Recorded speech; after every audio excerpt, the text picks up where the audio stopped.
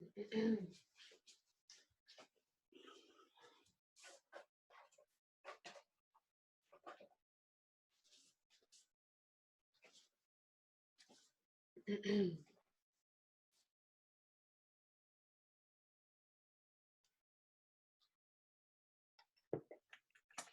Heather. Hello. Hey, cutie, how are you? Good. How are you doing? Good, really good. The summit's going extremely well. We're super happy with all the content, all the speakers. There's just so much that's going well. I'm just really pleased. I'm so glad to hear that. I wasn't sure how it was going to be numbers-wise with everything that's going on. Good point. Yeah, we were a little worried, but it just ended up really, really well. So Good. super excited. We have over 1,000 people registered now. We're seeing lighter numbers this evening as we get toward the later hours in Eastern Standard Time. We had up to 75 people on one, but that was just one that was random. And then we had, oh, that's not you. Hold on, let me take that out. And then we had, we've had roughly 20 to 30 people on each right now, and before that we had up to 50, and then we had one with over 70. So it's been pretty good, and over 1,000 people have registered, so a lot of people are watching the replays and things like that. So, yeah. Okay, it's really good. All right, so I have you as Heather Pearce Campbell. It's been a long day. The legal website warrior, attorney and coach for information entrepreneurs. Attorney, yep, and legal coach, yep. What's that? Oh yeah, attorney and legal coach. Yeah, sorry, I heard just coach, and it's I want them to make sure it's legal. Yep. Got it. And for information entrepreneurs, and bite-sized legal basics for brilliant entrepreneurs is what we're going to be talking about. You're going to give away a website protection package, not give away, you're going to sell a website protection package, and that is on this link. Your links look good. And then we have, for your downloadable, 5 legal basics. Is that right? For online entrepreneurs, that's right. Okay. And then you are giving away Business Builder Basics Quick Start Guide for the VIP. Awesome. And then for our VIPs, whoops.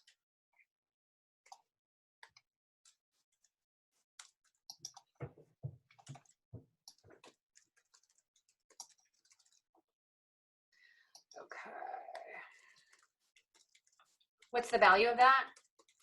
It's $147, although the value is probably more like $300 or $400. Sorry about that. My phone dropped out. But yeah, it will save people lots and lots of time. Awesome. Okay. We still have 2 minutes, so plenty of time. Awesome. Any concerns? Anything change? No, my daughter, I'm a little like flustered. My daughter just had a little choking incident right before I had to jump on. So oh my God. That always makes me weak in the knees. I had a son who did a lot of choking when he was little. So that always like sends my body into fight or flight. But no, otherwise doing fine. Very happy to be here. Good. All right. Take off that. Okay, we have a chat bot, and it's working very well. It's interacting with the people. They're able to email you directly afterwards if they want. By interacting with the chat bot, they get your offer, your downloadable. Oh, got it. So it's sending them some of this information. Yep. Awesome. And then we do the. They get to rate the speaker. They can send you a message directly and through the chat bot. And there's something else that they get to do. It's pretty cool. Fabulous. Yeah, so it's super fun. Yeah. Let me put this very down cool. a little bit. I know. Well, you gotta love technology. I mean, when it works, but also when it's fun. Yeah, right. I know. So it's actually one of our speakers. They're True Chat, and we met him on the Marketers Cruise. I don't know if you know the Marketers Cruise. Yeah. So we met Steve. I don't know if Steve was on it, but Alex Koval was on it. And he's like, oh, you got to talk to Steve. He's our sales guy. I talked to Steve, and Steve he's just a doll. He's just a delight to work with. And he's like, I want to promote it. And I'm like, awesome. How about you do a chat bot and you get everything else free on my thing and we'll let you be a speaker. And he's like, yeah, that sounds great. So it's been super fun, and they've way over delivered. It's just been really, really just a joy to work with them. So, yeah. Yeah, I have a friend that knows a lot about the chat world. She builds chats for people, and it's like, whew, it's changed a lot in a hurry. Yeah. Yeah, I bet. This one is, it's interesting because they actually have it's not through Facebook. It's through, like a website you go to or something like that. So you go to the website and then you can chat. Build it off. Yes. Yeah. It's super cool. That's awesome. All right. Well, we are about to go live. Hold on. She's passionate. Hold on. Let me get everything set and then we will go. So let me go to share and advanced and computer sound only. All right. Ready to go? Ready. All right. Here we go.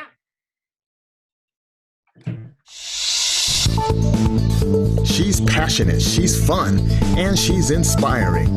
Let's welcome our host, Kimberly, from Entrepreneurs Rocket Fuel's Web Summit, and a warm welcome to you.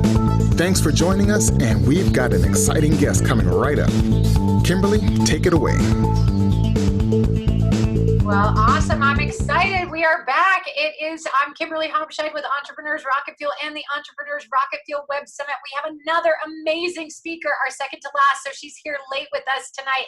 It's Heather Pearce Campbell, the legal website warrior. She's an attorney and a legal coach specifically for us, information entrepreneurs, specifically for our kind of people, coaches and authors and speakers and us. So I'm very excited to have her as my guest tonight.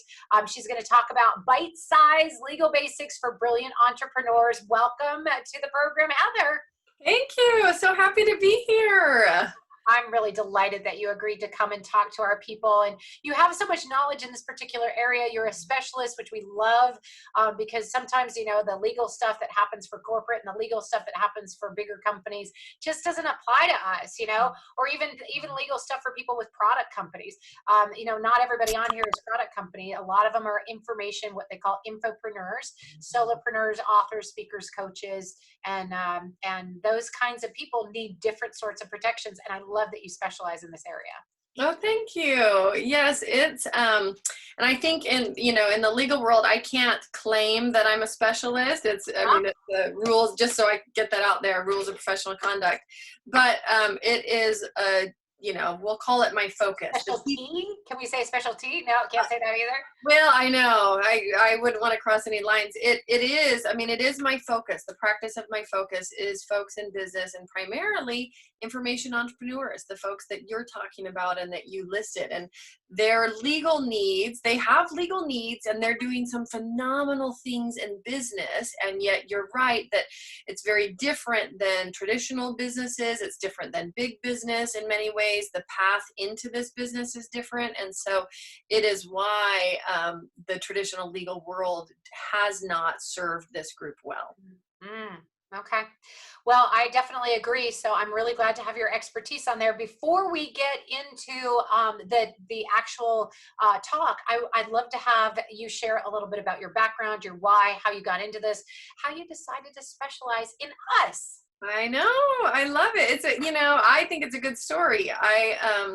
So as a kid, my dad was an entrepreneur, and it started young. He sat me down at age 5 to have a conversation about, if you want to go places in life and if you want to get to college and do all these things, you have to save money. You have to have money to do this stuff. And his story was that he was one of 11 kids, and his own father had promised him that if he took time off to work on the farm, work on the ranch, and do all this stuff as a kid and as he grew up, that he'd pay his way to school when it came time to graduate. And then that did not happen. His dad didn't have the money to take care of his schooling. And so he went and joined the railroad and had, ended up, his path was that he became an entrepreneur at a very young age and, really had to figure out how to create resources in a hurry. And so I think his fear and the reason why he had conversations with us as, 5-year-olds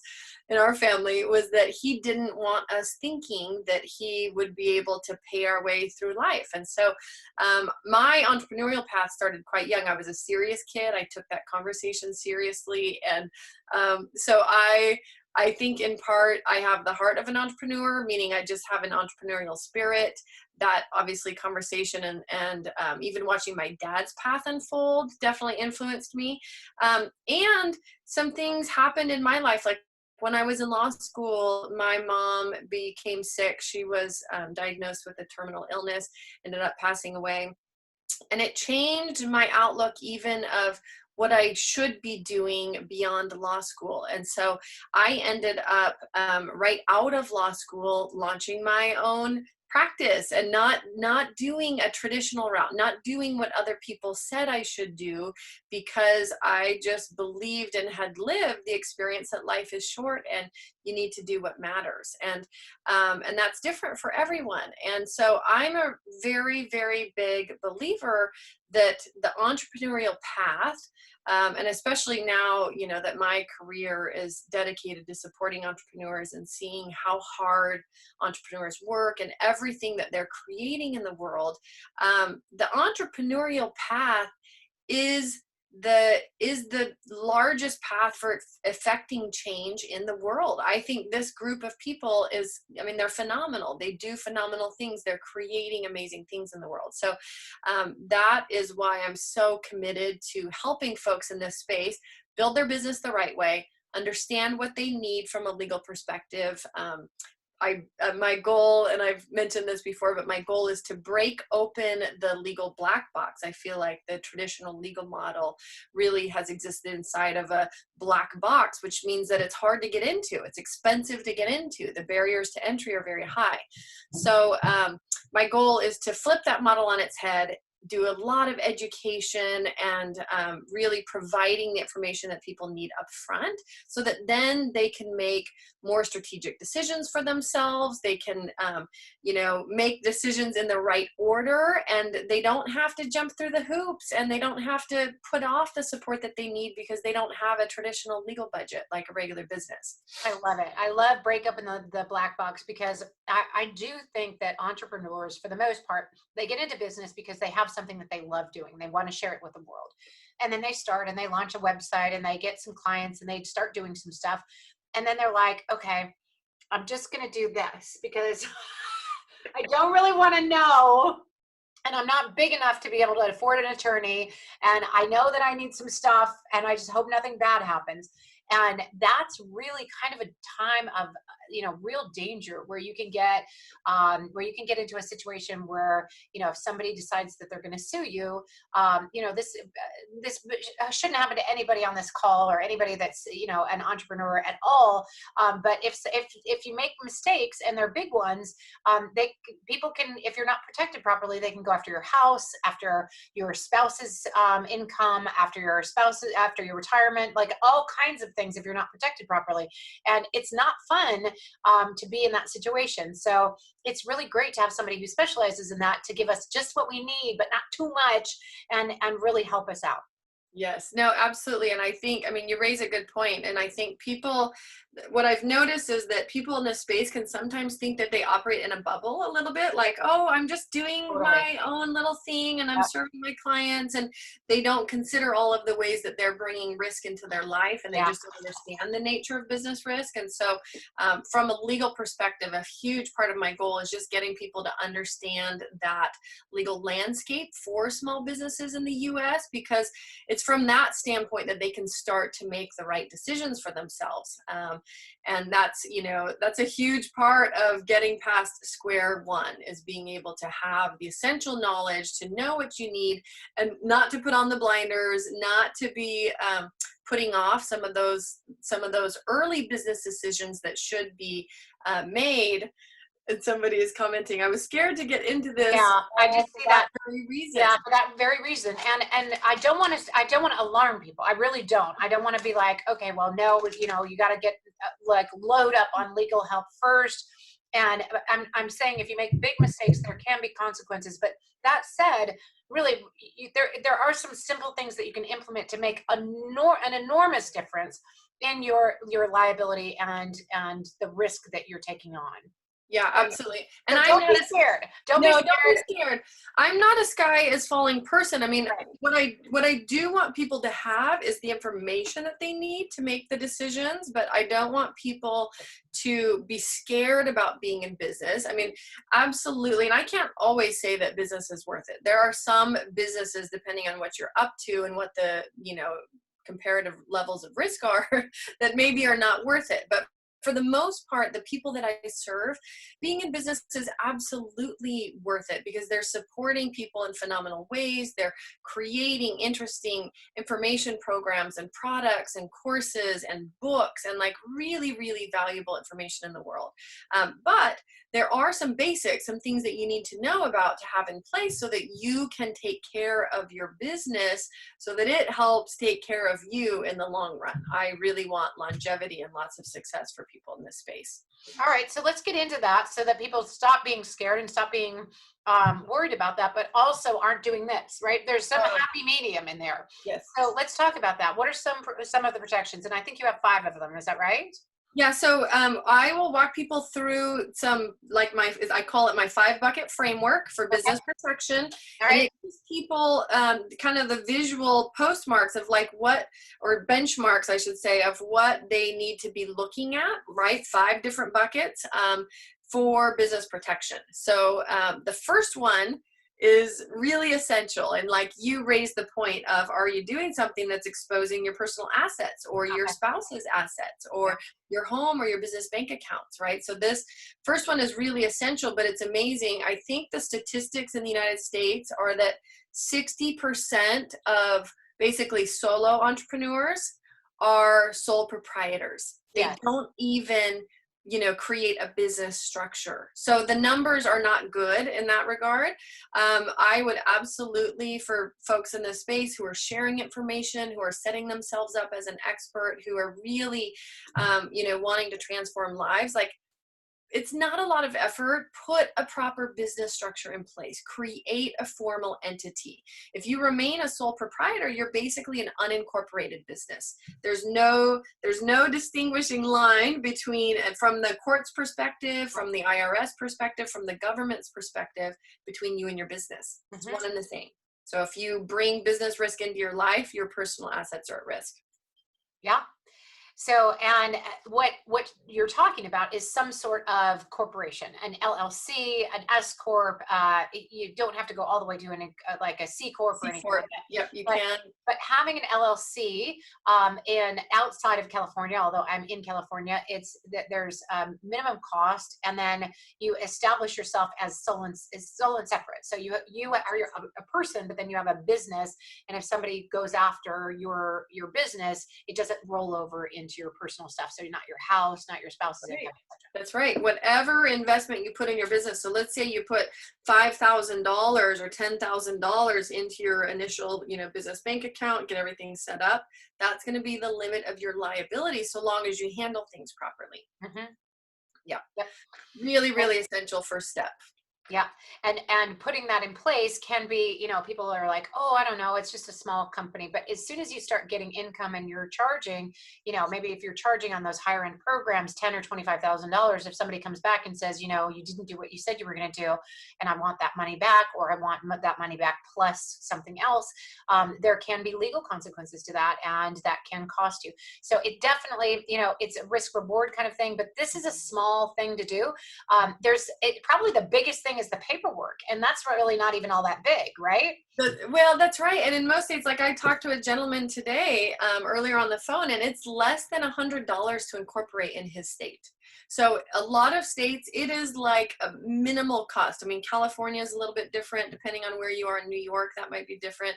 I mean, it's just they have higher expenses and fees there for doing business. But most states, it is still very, very cost effective to set up a business and to do that the right way from the start.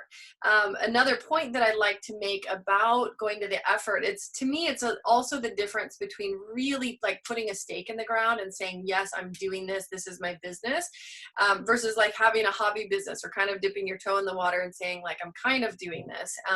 It's a big shift in mindset, like filing the paperwork, paying the money to the state. It's a mindset shift. This I love, because for those of us who are that move into that LLC, you suddenly stop thinking small. You're like, oh, it's real. It's a thing. It's its own entity. And now it's got reporting requirements and it's got legal requirements.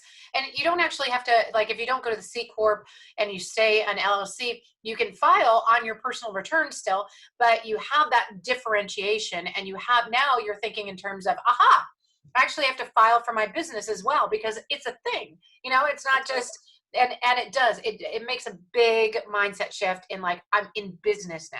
That's right. Yeah. I love how you put that. So the investment is worth it just in the mindset shift alone.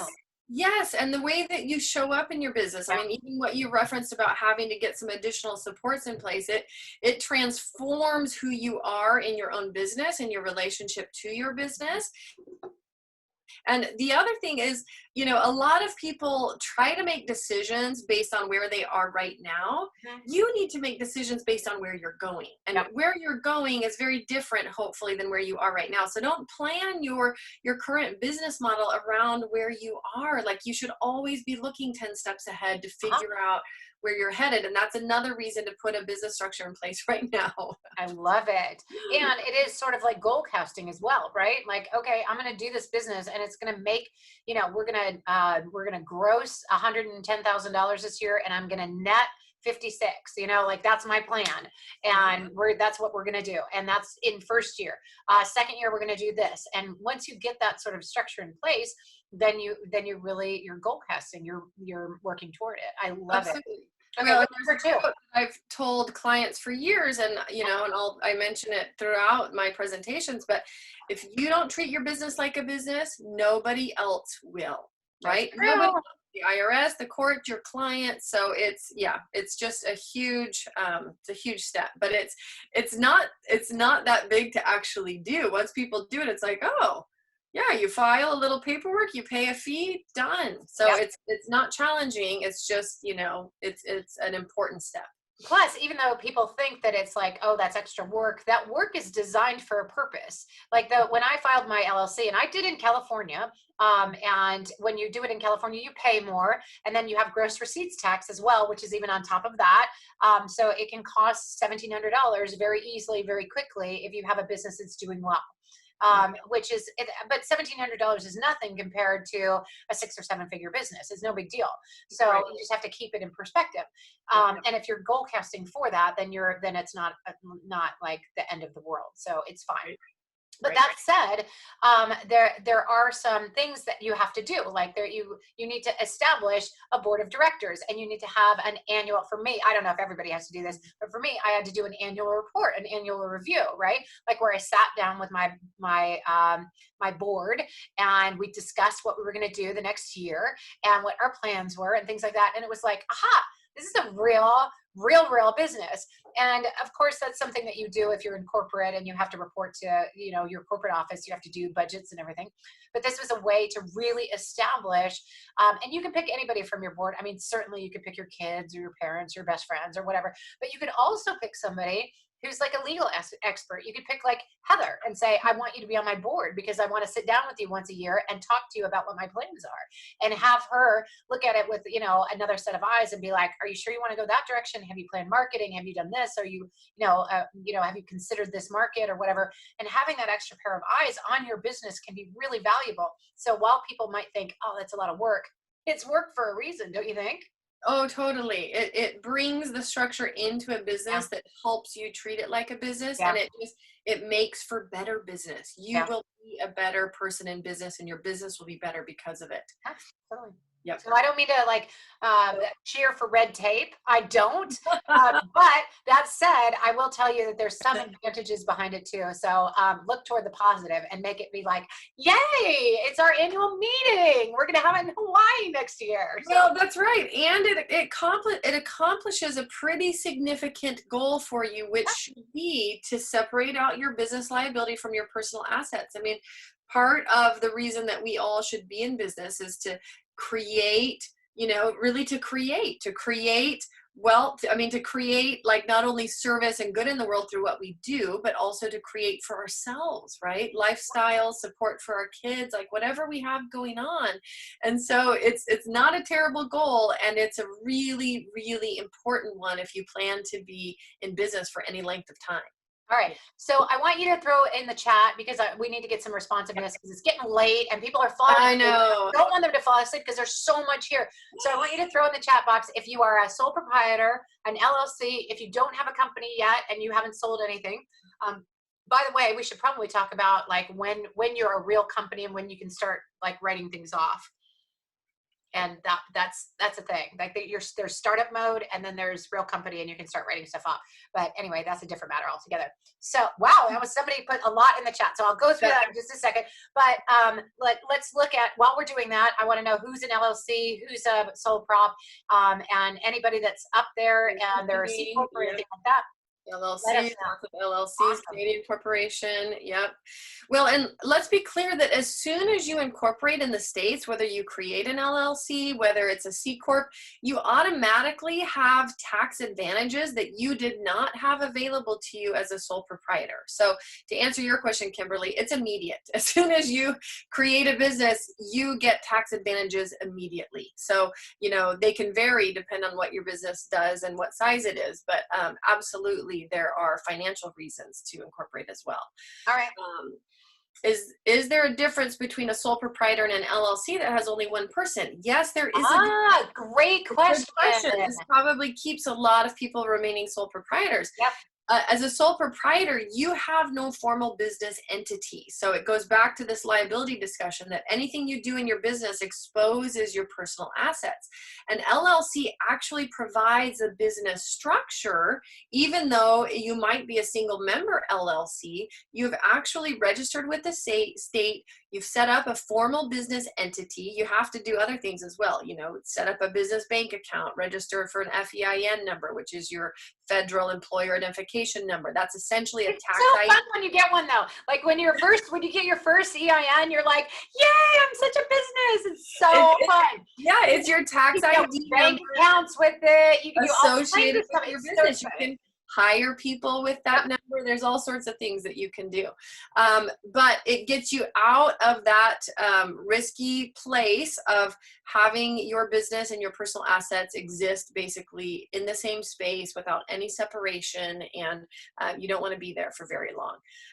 From a tax perspective, they might be taxed similarly, meaning that LLCs in most states, if you're a single member, it has flow through taxation. You're taxed on the individual level, but you still get to write off expenses through your business. You're taxed after you've done your expenses, right? So that's after expense. So I must have this wrong because I actually heard, and I'm not sure if it's CPA question or tax attorney question, but I heard that startup costs are a thing and you can accumulate them until you make a sale. And when you make a sale, then you can write them off. But until you've made your first sale of $1, you cannot write that off against the business unless you have other businesses that you're trying to write it off against. Is that correct? Because you can't write off until you have a business, and you don't have a business until you've sold something? Yeah, I don't know. It's a good question. I am not a tax specialist, and I'm certainly not a tax attorney. And my first advice whenever somebody's actually even getting ready to set up a business structure is to find out, do they also have a tax advisor that knows their personal financial scenario? Because that can influence what business structure you actually choose, depending on what your financial goals are. Are you building a company that you want to sell, or are you building a company that you want to be in for a while and you want to minimize tax liability? Those are very different things. You would maximize profit on the books for the first example, and you would really minimize it in the second and maximize your, reduce your tax liability. So it's, it really depends how you approach setting up both the formal business entity and any financial supports. Really depends on your goals, but absolutely people should have a financial advisor or CPA involved. Okay, well, we have 4 more to get through, and we're like way behind on time. And Preeti, I want Preeti to know that I did get your message, and we'll try to get to it. If we can't, I want you to ask that question in the chat bot afterwards of Heather directly. But we'll try to get to it. But we need to go. We get these other other buckets. The other buckets. So what's bucket number 2? Bucket number 2 is a big bucket. It is contracts. If you think of the first one as your business foundation that your business is built on, right? Built on top of your business contracts, think of your actual business as a piece of machinery, right? So I'm a very visual person, and like most businesses have a lot going on. All the ways that you're delivering services, all the things that you're doing online, all of the exchanges of value that you create through your business. That's a piece of machinery on top of that foundation.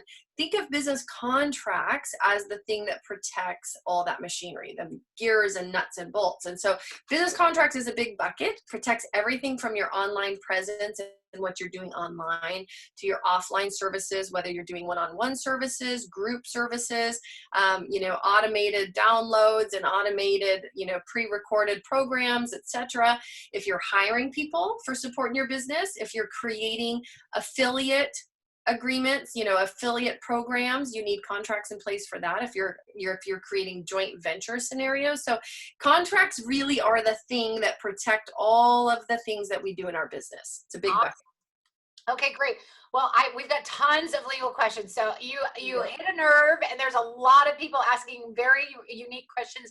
And I do want to try to get to all of them, but I want to stay focused on this piece because contracts are very important. Now, I will tell you personally, I actually, with every single web speaker, just with my web speakers, I have a contract in place with every single one of them. That's right. So I need to make sure that I'm allowed to use their image. I need to make sure that I'm allowed to use their voice.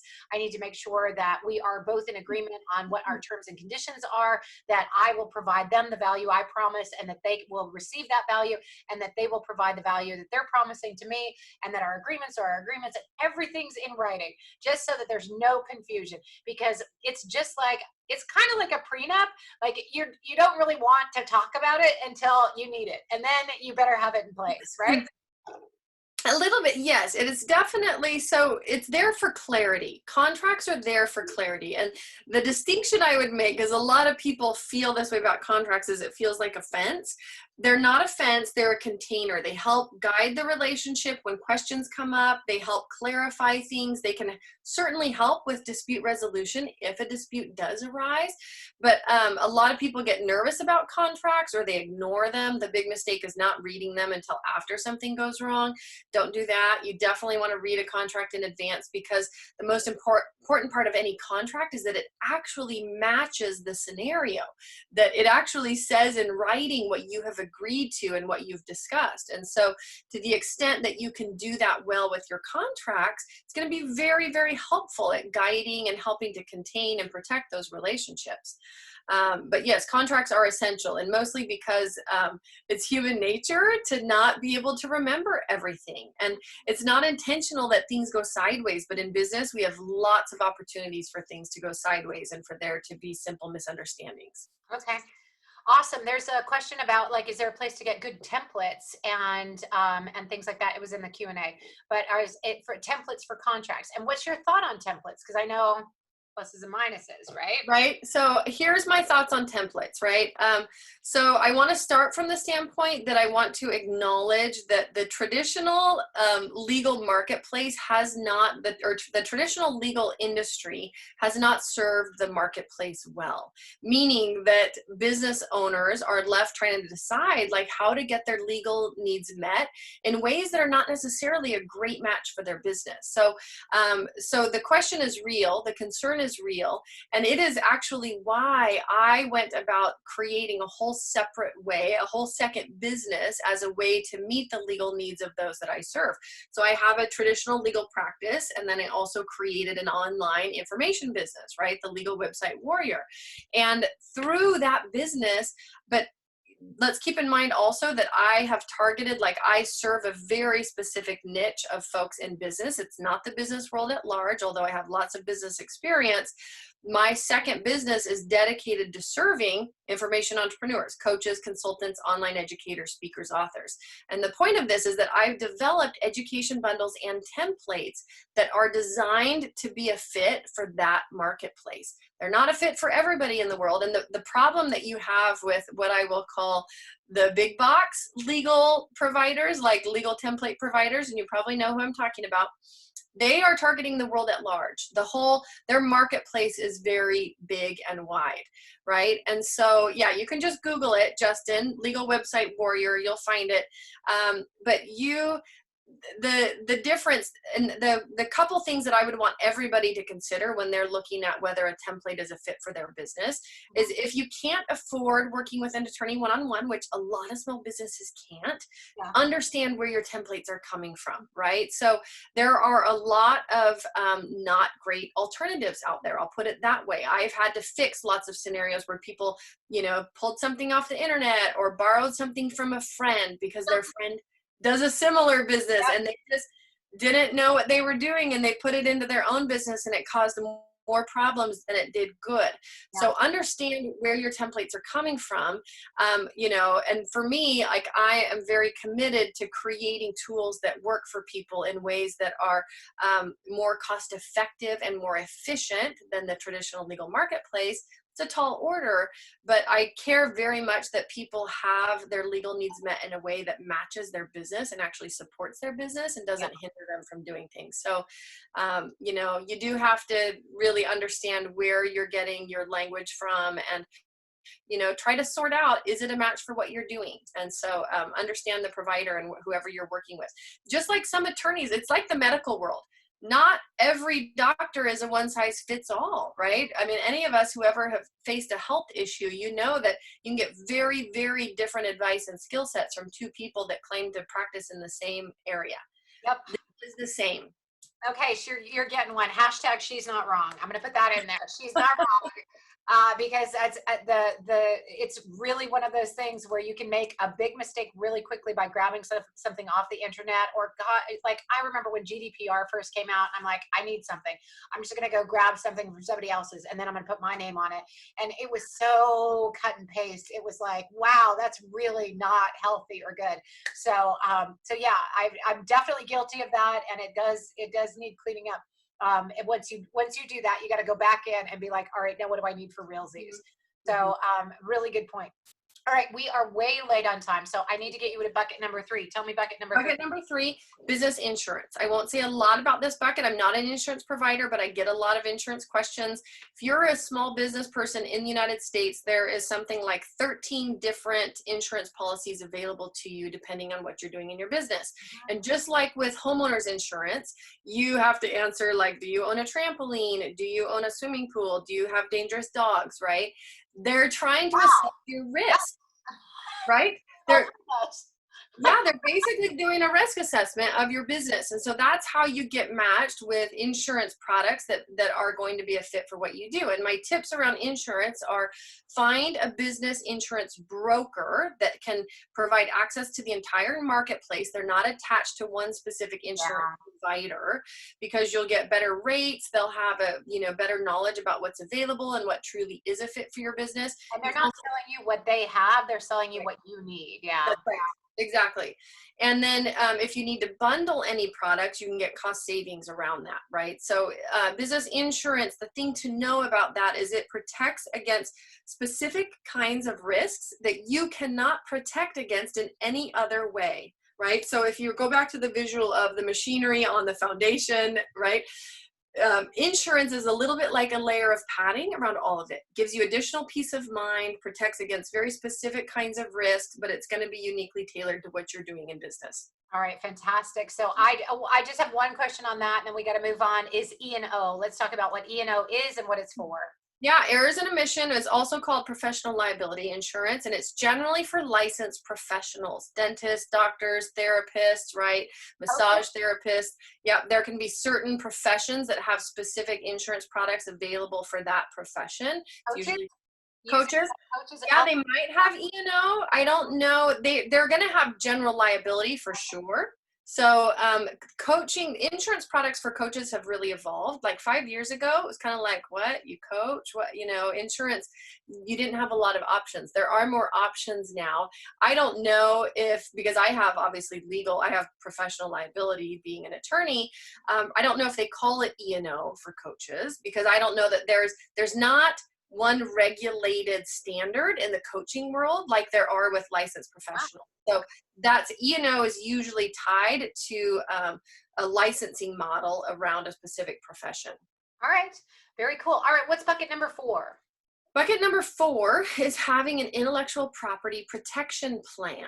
So a lot of people in small business underestimate their intellectual property. They think they don't have it, they don't make it, that it only applies to big business. They misunderstand that probably 85 to 90% of the value of their business is in intellectual property. If you are a content creator, if you are publishing articles, advice, tips, videos, blogs, you know. That's everybody on this call. And right. I just shoot a note in the chat like, that's me, I'm doing that. That's right. That's gotta be everybody on this whole call. Yes, the people that I serve are information publishers. They just publish it in a variety of ways. And you need to understand that that is intellectual property, and you need to approach your business from the standpoint of understanding that you create it, you have ownership rights, knowing what those are, knowing how to protect them.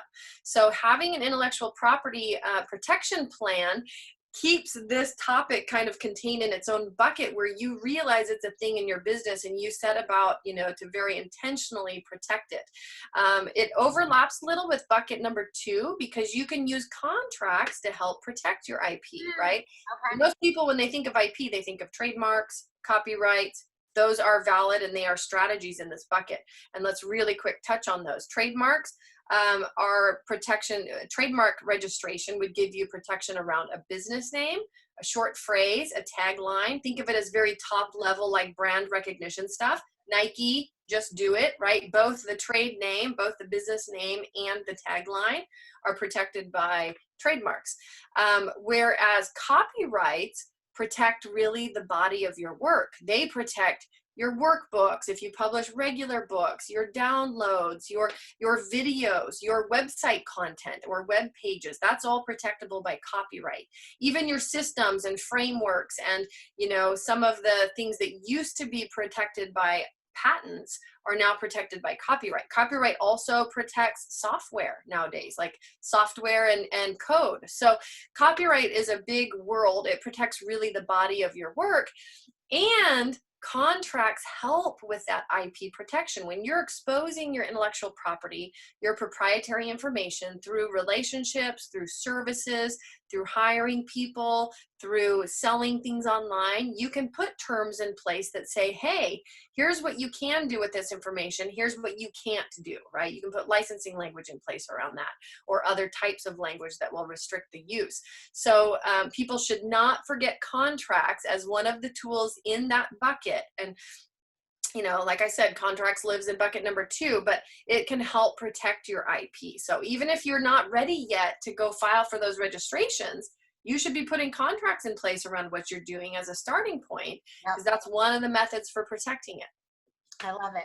All right, we got to move quickly because we're running out of time. So what's number 5, bucket number 5? Bucket number 5 is having a dispute resolution plan. Okay. And this is really about having a communication plan for your business. It gets back to the concept that we have lots of opportunities in business for things to go wrong. And ultimately, our risk is usually very directly related to how well we diffuse conflict, how successfully we handle difficult conversations, how well we respond to things. And a lot of this has to do with, this is the topic that I joke, like people want to sweep this one under the rug. They don't want to deal with it. They don't want to think about it. Difficult conversations and conflict is really hard for most people to deal with, and it's not what we love dealing with in our business. But you have to have skills in this area, and it's literally money in your pocket if you can become successful at turning difficult conversations into success for your business, for your clients, etc. Because we've got numerous opportunities for things to go wrong, and they do. Okay, so I know attorneys are very expensive, and you and I have chatted, and there's a lot that you have to offer, and there's a lot of different pieces. But I want to talk about your website protection package, or your website protection package workshop, where you can actually get some of these things taken care of like right away and immediately for a very reasonable price, for less than it would cost you to do like one contract. So talk a little bit about that. Yeah, so the workshop is amazing. It is currently my favorite thing to offer. It's a new offering, but it's basically, people should know, I've worked with some very high-end clients like that have spent a lot of money putting this level of protection in place for their businesses. But then she copied it all and let us use it. It's my work, so I get to control it. And yeah, that's right. And I have made that level of protection. So people who are doing millions of dollars a year in business, made it available to entrepreneurs who are still building those businesses, so that it gives folks lots of room to grow. But the thing that's missing, and the part that I love about delivering the workshop, is they get the educational piece that transforms them into a better leader of their business. That's missing in the marketplace. Plugging in a document, hiring an attorney to do this one thing for your business, you don't get the education that you need to actually change yourself as a business owner, as a leader of your business. To keep yourself out of trouble, to keep yourself not needing a lawyer. This is really where the rubber hits the road. So fantastic. Yeah. So this package is tell me what's in it, and it's available at $597. Is that right? It's an amazing deal. I'll tell you that I just made this offer live at an event about a month ago, right? Last event I did, and before we were all in lockdown, and a third of the whole event purchased. Like, if you are doing anything online, you need this. It is very high level support. It is very high level training. You get your website terms and conditions, your terms of purchase if you're selling anything. You get a GDPR compliant privacy policy. You get disclaimers. It's designed to protect your online platform wherever that exists, and that's usually multiple locations, multiple places, and hands-on training and support to get those implemented using best practices in your business. That's awesome. And thank you very much for making that available. And yeah, you guys need to grab that, because even if you did like one of those with an attorney, it would be $2,000 right away. Right. And this is the same support that I put in place for Lewis Howes, for Damon John, ABC's Shark Tank, for people at that level of business that hired me specifically to protect their online business. So I want people to know, like, I care that you do business well and that you are in it for the long term. It's a joke, but I say in it to win it, like you should be. And I'm here to help you on that path and to help you understand what the flags are and how to do business right. Well, if you love this, I put in that's amazing, or thank you so much, Heather, because it's like to get somebody who is a specialist in infopreneurs who is really looking out for us, and not just being like, oh, well, you need everything that I have to sell, and it's going to be a $5,000 package and whatever.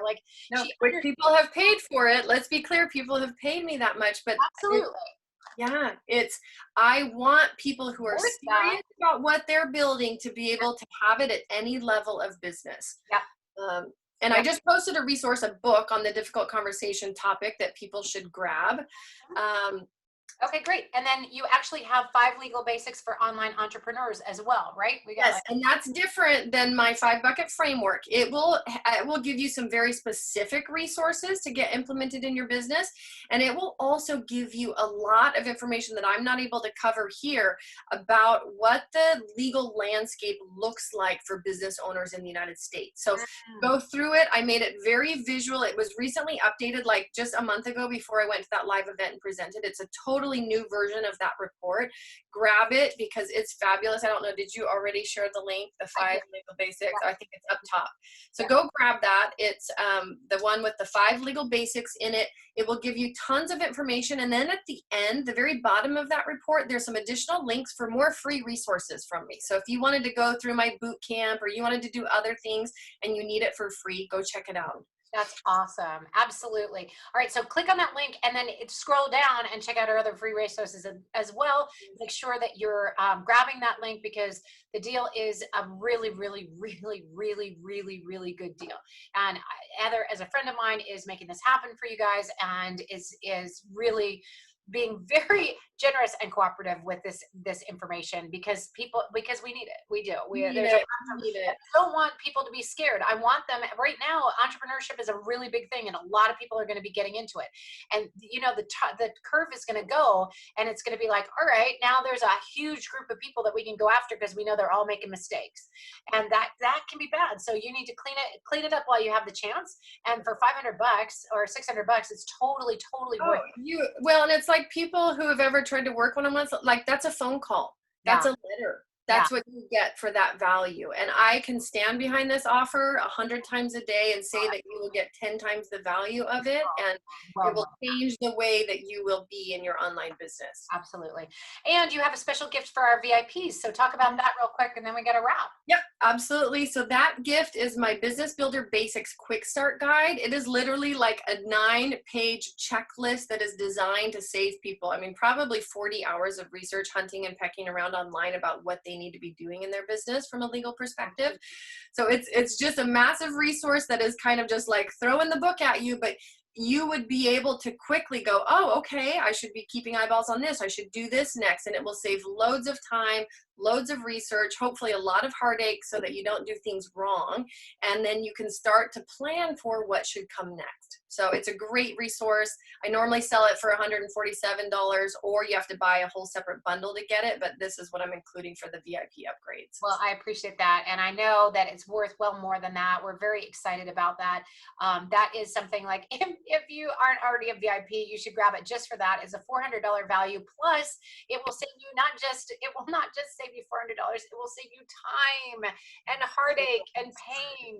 And this is what we're after on Entrepreneurs Rocket Fuel. We want to make it as easy and simple and no-brainer as possible. For $97, you can upgrade to VIP, get all the recordings and all the gifts from all the speakers, including this amazing gift from Heather. It's really, really awesome that she's doing this. And thank you so much for being here and supporting our people with such love and such care and such intelligence as well. All of your warehouse of knowledge has been so valued here, and we definitely appreciate it. Oh, thank you. So good to see you again, Kimberly. Thank you for hosting and bringing everybody together. I wish everybody well and lots of health, both in their bodies and their businesses. Absolutely. Well, that was really well said.